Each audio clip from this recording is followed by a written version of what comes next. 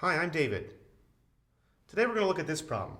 F of x equals x cubed on the interval from 0 to 3, and we're asked to use the mean value theorem for integrals to find all values of c guaranteed by that theorem. Okay, so before we get started on trying to do this, let's just write down the mean value theorem for integrals.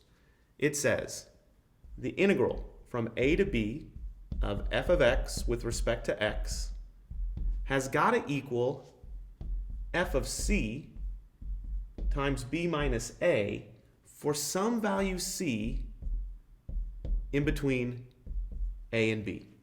Okay, so there is some c such that this equality is true where c is between a and b. Okay, sometimes it's a little hard to get an idea of what this mean value theorem for integrals means, and it's a good idea to draw a picture to kind of wrap our heads around what's going on. So let's do it for this example. I want to draw a picture of f of x equals x cubed from 0 to 3. And it looks something like this. Here's 3. I'll draw a straight line down here. 3 cubed is 27. That's kind of its highest point. And 0 cubed is 0. So when I'm talking about the definite integral from 0 to 3 of x cubed with respect to x, I'm talking about this area right here in pink. Okay, but what is this thing on the right? I've got b minus a, so in this case, b minus a is the same as 3 minus 0. It's that distance right there, the width of this whole interval. And then f of c, that means that there's some value c, and I want f of c, that height. Well, if I'm talking about the product of those, then I'm really talking about this area right here. This rectangular area right here.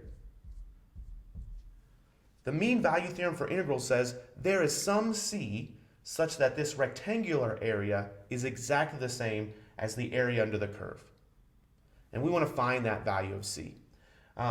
In this case, we can see that if c were really close to 0, that rectangular area would be too small. And if c were really, really close to 3, that rectangular area would be too big. But it's somewhere in between. All right, so how do we find out what that is? Well, let's write out the rest of this equation. F of c, in this case, would be c plugged into x cubed. So that's c cubed. b minus a would be 3 minus 0. So there's some place where this equation is true. Well, we know how to find the definite integral of x cubed with respect to x from 0 to 3.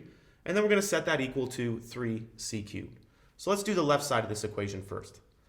The integral of x cubed is 1/4 x to the 4th, using our power rule. And then I'm going to evaluate this from x equals 0 to x equals 3. On the right side of this equation, I still have a 3c cubed. Now this notation means that I'm going to plug in 3, get the result, and then plug in a 0 and subtract the 2. So let's see what I get. If I plug in 3, I get 1/4 times 3 to the 4th. If I plug in 0, I get 1/4 times 0 to the 4th. And again, this still equals 3c cubed.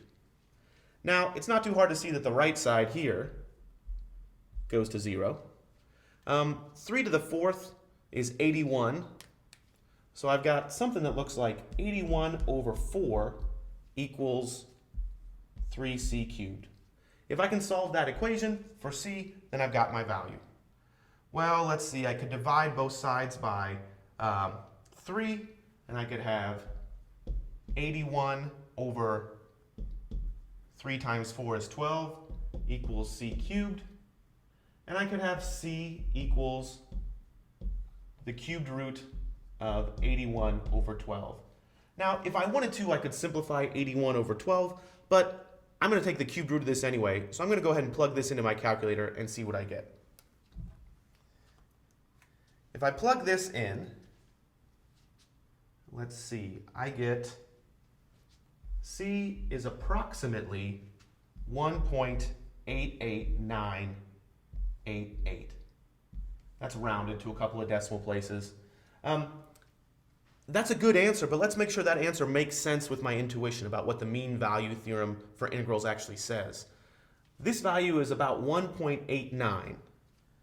Well, that's exactly what I would expect over here. It's between 0 and 3, and it's just enough to the right to make me feel like this yellow rectangle might have the same area as this pink area under the curve.